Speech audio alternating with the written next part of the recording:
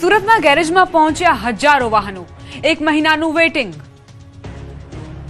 ભારે વરસાદ અને પૂરના પાણીના કારણે શહેરમાં હજારો વાહનોને નુકસાન થયું છે। અંદાજ મુજબ 3000થી વધુ બાઇક અને કાર પાણીમાં ડૂબી જતા હવે ગેરેજ અને સર્વિસ સેન્ટરો પર વાહનોની લાંબી કતારો જોવા મળી રહી છે। પૂરનું પાણી ઓસર્યા બાદ જ્યારે વાહન ચાલકોએ પોતાની ગાડીઓ શરૂ કરવાનો પ્રયાસ કર્યો ત્યારે અનેક વાહનો સ્ટાર્ટ જ નહોતા થતા। પાણીના કારણે એન્જિન, ગિયરબોક્સ, વાયરિંગ અને ઇલેક્ટ્રોનિક સિસ્ટમમાં મોટું નુકસાન થયું છે। મિકેનિકોના જણાવ્યા અનુસાર પાણીમાં લાંબા સમય સુધી ડૂબેલા વાહનોમાં એન્જિન સીઝ થવા, સેન્સર ખરાબ થવા અને ઇલેક્ટ્રોનિક પાર્ટ્સમાં ખામી જેવી સમસ્યાઓ સર્જાઈ રહી છે। કેટલાક વાહનોમાં રિપેરિંગ ખર્ચ લાખો રૂપિયા સુધી પહોંચવાની શક્યતા છે। હાલ શહેરના ગેરેજોમાં ભારે ધસારો જોવા મળી રહ્યો છે। એક સાથે મોટી સંખ્યામાં વાહનો આવતા કેટલાક ગેરેજોમાં એક મહિનાનું વેઇટિંગ ચાલી રહ્યું છે। સ્પેર પાર્ટ્સની અછત અને મિકેનિકો પર વધેલા કામના ભારના કારણે વાહન ચાલકોને લાંબી રાહ જોવી પડી રહી છે। પૂરમાં ખાસ કરીને હાઇબ્રિડ અને ઇલેક્ટ્રિક વાહનોને પણ નુકસાન પહોંચ્યું છે, કારણ કે તેમાં રહેલી બેટરી અને હાઈ વોલ્ટેજ સિસ્ટમની તપાસ માટે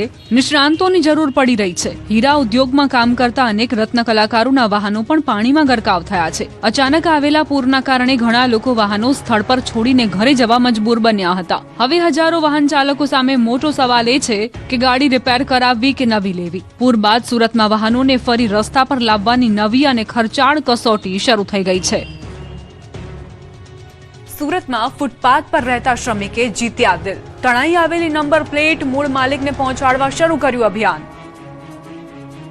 પૂર બાદ માનવતાનું પણ એક અનોખું ઉદાહરણ સામે આવ્યું છે, જ્યાં એક તરફ અનેક લોકો પોતાના નુકસાનની ચિંતામાં છે, ત્યારે એક ફૂટપાથ પર રહેતા શ્રમિકે પોતાની ઈમાનદારીથી અનેક વાહન ચાલકોના દિલ જીત્યા છે। સુરતના જહાંગીરપુરા વિસ્તારમાં બોટેનિકલ ગાર્ડન નજીક રહેતા અને ભંગાર વીણીને પરિવારનું ગુજરાન ચલાવતા ગૌતમભાઈએ પૂરના પાણી ઓસર્યા બાદ રસ્તા પર પડેલી વાહનોની નંબર પ્લેટો એકત્રિત કરી છે। શરૂઆતમાં તેમને એકાદ બે નંબર પ્લેટ મળી, પરંતુ ત્યારબાદ તેમણે જોયું કે પૂર દરમિયાન અનેક વાહનોની નંબર પ્લેટ તૂટી ગઈ છે અને પાણીના પ્રવાહમાં તણાઈ ગઈ છે। તેમણે આ પ્લેટો ભંગારમાં વેચવાના બદલે સાચવી રાખવાનો નિર્ણય કર્યો। થોડા જ દિવસોમાં તેમની પાસે 50થી વધુ બાઇક અને કારની નંબર પ્લેટો એકઠી થઈ ગઈ। આ સમગ્ર વાતની જાણ સુરતના એક યુવકને થતા તેમણે સોશિયલ મીડિયાની મદદ લીધી। તેમણે વિડીયો બનાવી લોકોને જાણ કરી કે જે કોઈની નંબર પ્લેટ ખોવાઈ હોય તેઓ ચકાસણી બાદ અહીંથી મેળવી શકે છે। નંબર પ્લેટનો ખોટો ઉપયોગ ન થાય તે માટે ખાસ વ્યવસ્થા કરવામાં આવી છે। વાહન માલિકોએ પોતાની આરસી બુક અથવા નોંધણીના દસ્તાવેજ બતાવ્યા બાદ જ ચકાસણી કરીને નંબર પ્લેટ પરત આપવામાં આવે છે। અનેક વાહન ચાલકોને નવી નંબર પ્લેટ બનાવવાની ઝંઝટ, સમય અને ખર્ચમાંથી રાહત મળી છે।